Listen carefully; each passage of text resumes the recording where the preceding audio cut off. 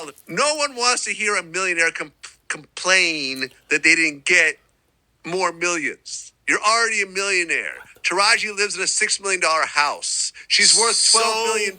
What?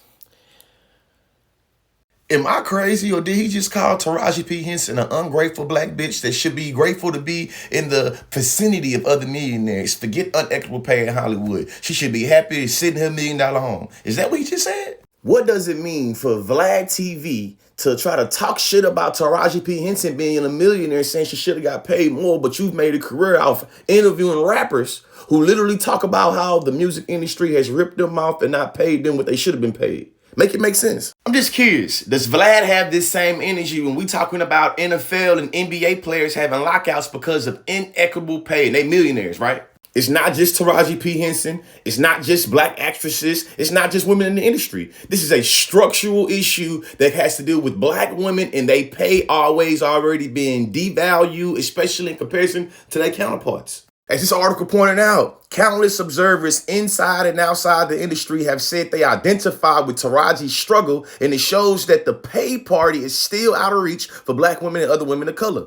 The struggle for pay equity is multi-generational. Taraji noted that this fight is much bigger than her. It's also about the actresses in line behind her and how the industry leaders perceive the value of black women more broadly. This man brags about how much he knows about black culture and how much he has soaked up knowledge from listening to hip hop, but he don't know the historical nature of the pay gap, pay disparities within the black community. He don't know. For the people in the back, the wealth gap that black families experience can be traced to historical injustices such as segregation, slavery, redlining, denial of bank loans, and things like that. This disparity in wealth spans generations and perpetuates unequal pay and diminished opportunities, decreasing the amount of resources that black families can devote in education and career advancements. What we know is as entertainment stars, black actresses have shown their greatest talent in every film genre, from musicals to dramas to romances to comedies, and many of them, such as Viola Davis, Angela Bassett, Taraji P. Henson, Octavia Spencer, Halle Berry, Whoopi Goldberg, Alfred Woodward, you feel me, Monique, Nia Long, to name a lot of them, have achieved star power